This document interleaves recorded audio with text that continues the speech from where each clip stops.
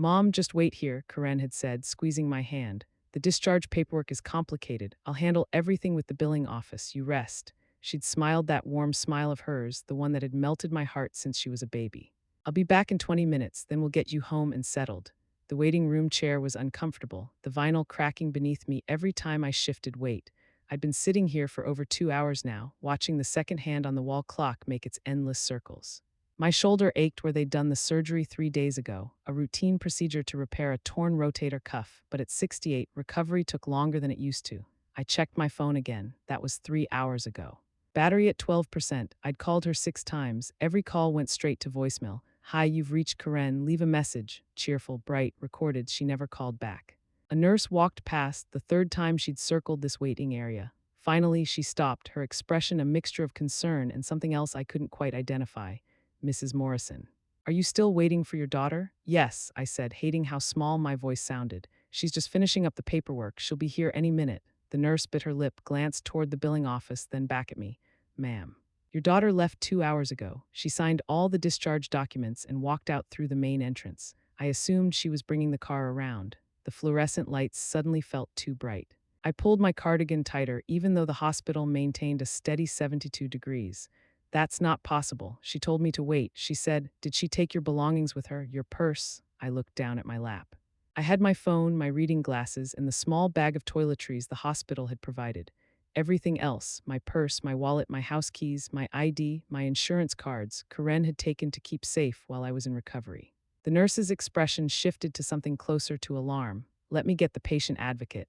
She disappeared, leaving me alone with the terrible knowledge spreading through my chest like ice water. Karen wouldn't just leave. She was my daughter.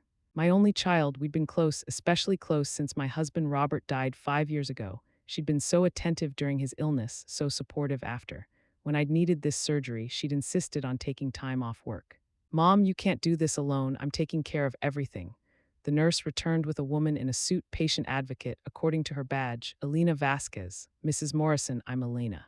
Can we talk somewhere private? They led me to a small conference room, the kind of room where they deliver bad news. Elena sat across from me, hands folded on the table. Mrs. Morrison, I need to ask you something important. Did you sign a power of attorney document giving your daughter authority over your medical and financial decisions?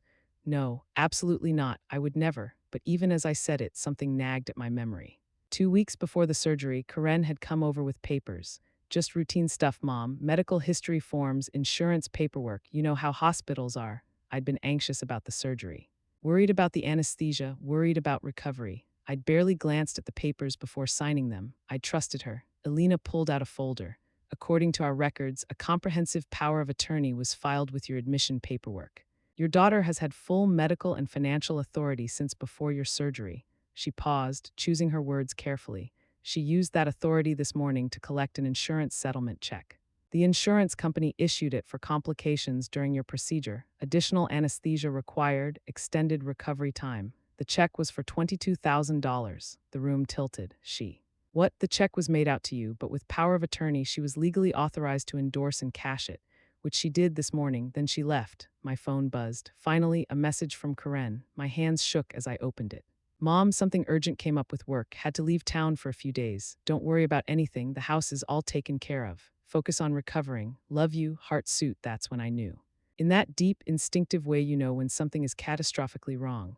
My daughter hadn't just left the hospital. She'd left with $22,000 of my money, my house keys, my credit cards, and apparently legal control over my entire life. Miss Vasquez, I said, my voice surprisingly steady, I need to see exactly what I signed, and I need to make some phone calls. I'd been a teacher for 39 years before retiring, high school English.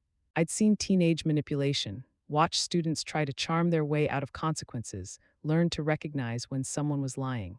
I'd never imagined those skills would be necessary with my own daughter. The hospital's social worker joined us, a man named David Chen, maybe 50, with kind eyes and an efficient manner. He reviewed the documents with me. This power of attorney is extremely broad, David said. Medical decisions, financial transactions, property management. And look at this, it's dated 3 weeks before your surgery. Do you remember signing it then? I looked at the signature. Mine, definitely, but I had no memory of it. She came over one evening, said she needed me to notarize something for her apartment lease. I was watching the news, wasn't wearing my reading glasses. She put pages in front of me, showed me where to sign. My voice cracked.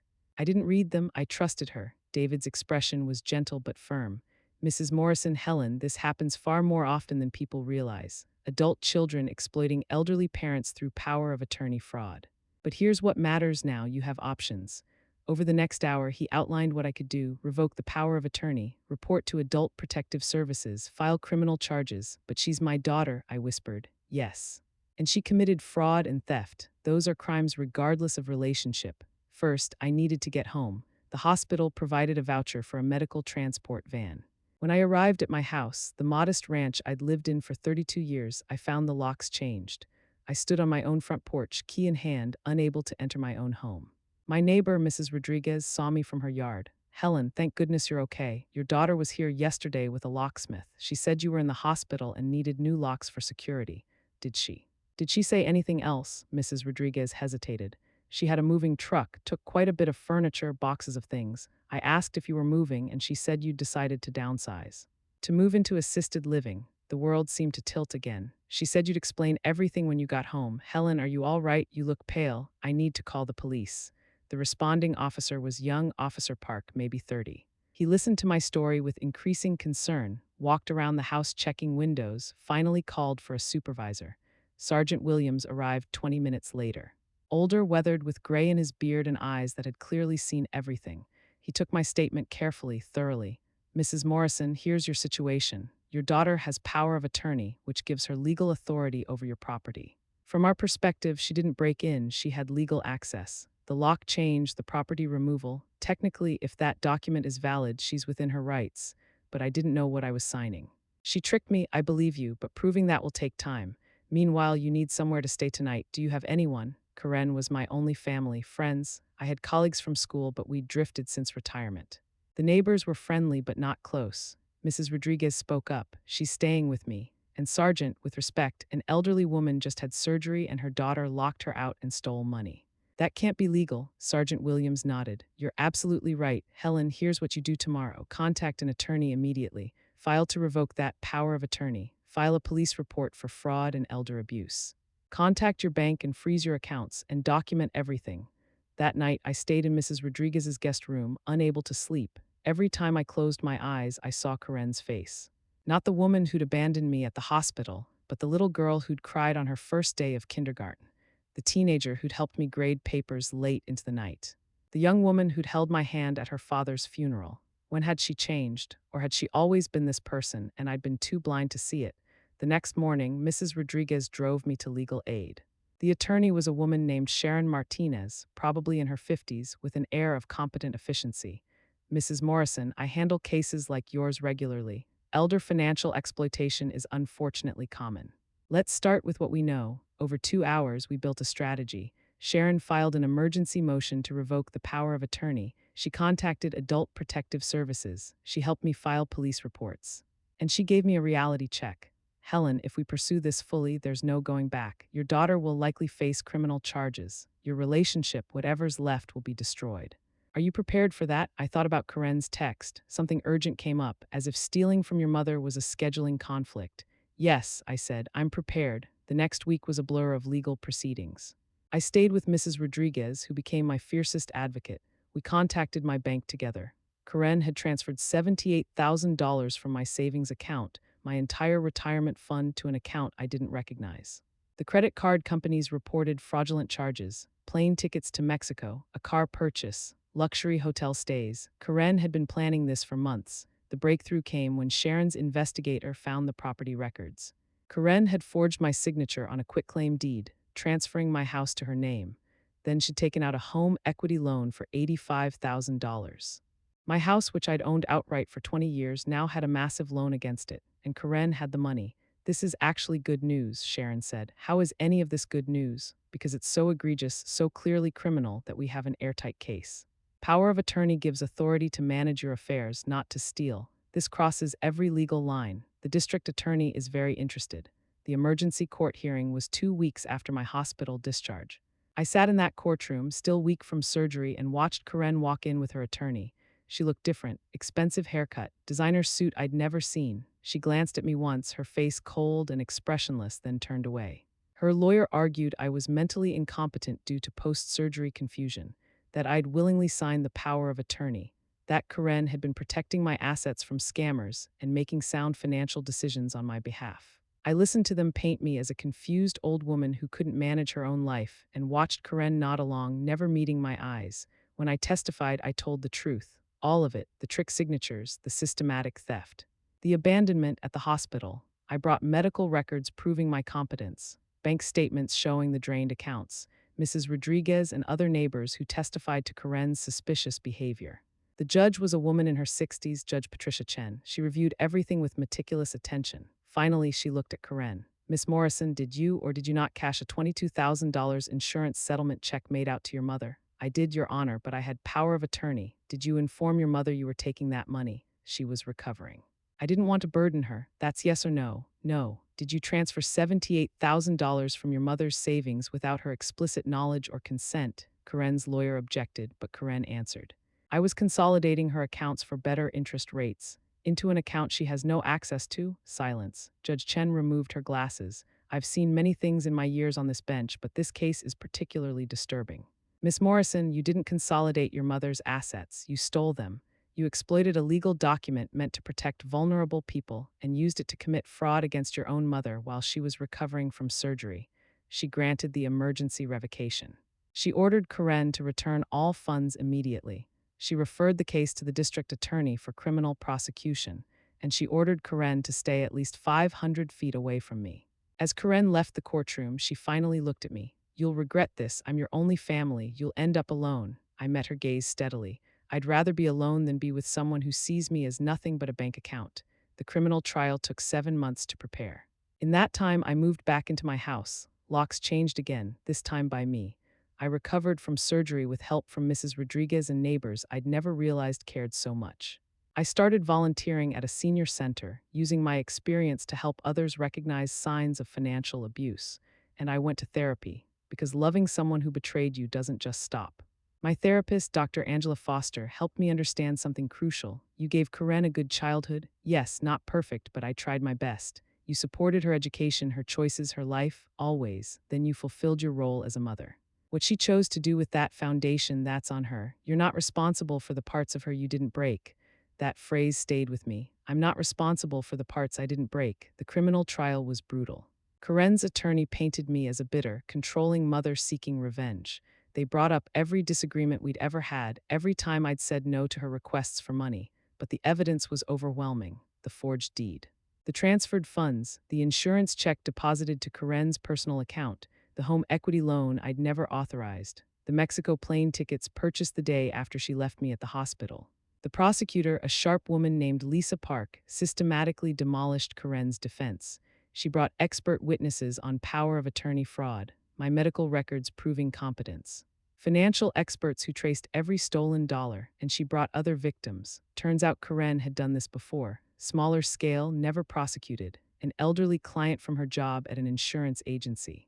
A former neighbor who trusted Karen during a brief hospitalization. The pattern was clear and damning. The jury deliberated for 4 hours. They found Karen guilty on all counts. Elder financial exploitation, fraud, theft, forgery, and abuse of fiduciary duty. At sentencing, Judge Chen addressed Karen directly. You are a predator who targeted the most vulnerable person in your life, your own mother. You showed no remorse, no empathy, no recognition of harm caused. The betrayal here is particularly egregious. Karen was sentenced to 8 years in prison, full restitution plus damages. Permanently barred from ever holding power of attorney for anyone. I sat in that courtroom and felt nothing, no satisfaction, no vindication, just emptiness. This was my daughter. I'd given birth to her, raised her, loved her.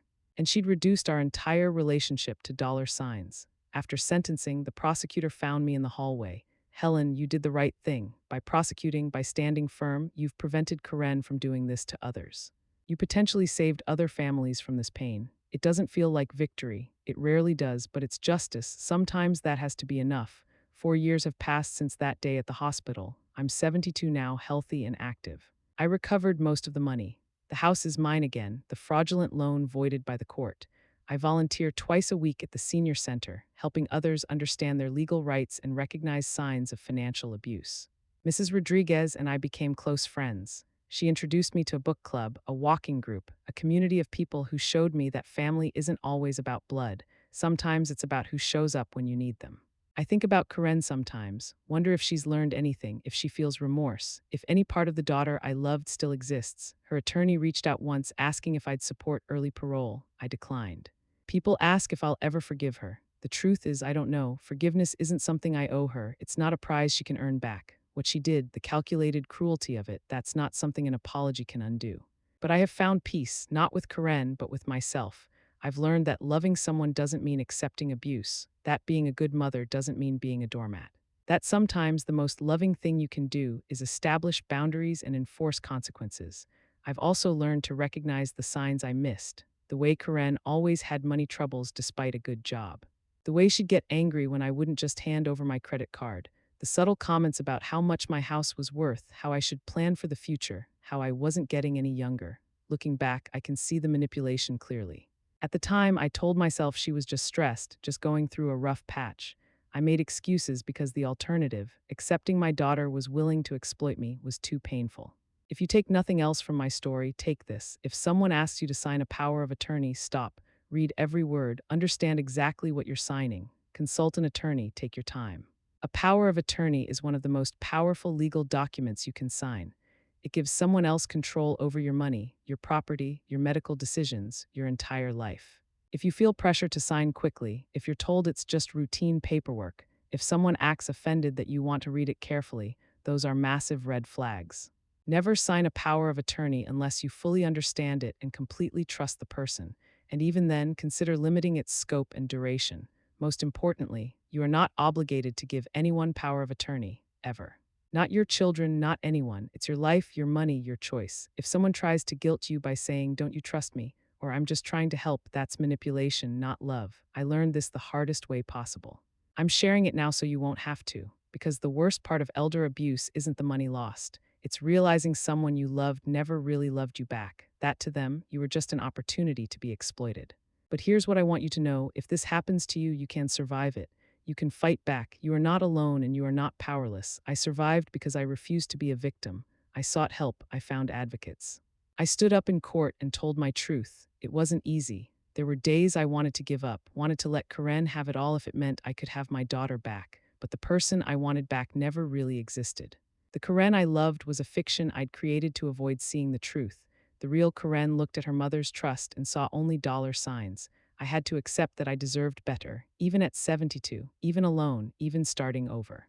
I deserved better than being someone's retirement plan. So here I am 4 years later. I have my home, my health, my independence, and my dignity. I have friends who care about me as a person, not a bank account. I have purpose in helping others avoid what happened to me, and I have peace.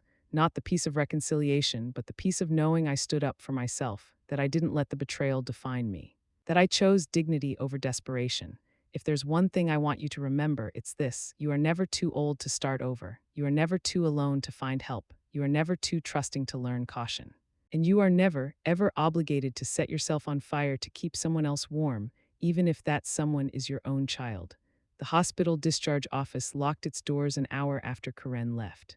I sat there abandoned and confused, thinking it was a mistake. Now I know it was a beginning, the beginning of understanding my own worth, the beginning of building a life based on respect, not exploitation, the beginning of choosing myself.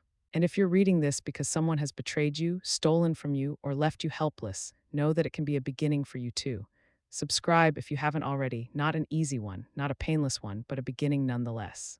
You deserve better, and it's never too late to claim it.